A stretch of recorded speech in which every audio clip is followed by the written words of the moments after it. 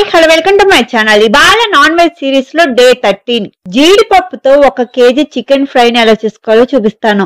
Simple గా అయిపోతుంది, taste కూడా భలే ఉంటుంది. ముందుగా 1 కేజీ చికెన్ ని తీసుకోండి.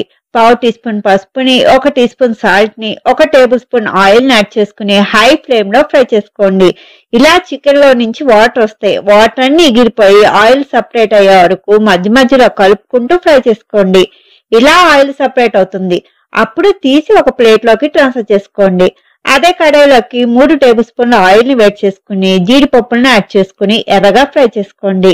ఇలా ఫ్రై అయ్యాక సగం తీసి పక్కన పెట్టుకోండి. లాస్ట్ లో యాడ్ చేసుకుంటే క్రంచీగా బాగుంటాయి.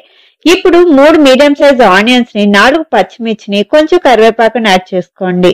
మీడియం ఫ్లేమ్ లో ఆనియన్స్ బాగా ఫ్రై చేసుకోండి. ఇప్పుడు 1 tablespoon ginger garlic paste ని యాడ్ చేసి పచ్చి వాసన పోయే వరకు ఫ్రై చేసుకోండి. ఇప్పుడు 1 మీడియం సైజ్ టమాటాను కూడా యాడ్ చేసుకుని టమాటా సాఫ్ట్ గా అయ్యే వరకు మీడియం ఫ్లేమ్ లో ఫ్రై చేసుకోండి. ఇప్పుడు 1/2 టీ స్పూన్ పసుపుని, తగినంత సాల్ట్ ని యాడ్ చేసి ఒకసారి కలుపుకోండి. ఇప్పుడు 2 to 3 టీ స్పూన్స్ కారాన్ని, 1 టీ స్పూన్ ధనియాల పొడిని, 1/2 టీ స్పూన్ మిరియాల పొడిని, 1/2 టీ స్పూన్ గరం మసాలాని యాడ్ చేసి 2 నిమిషాలు ఫ్రై చేసుకోండి.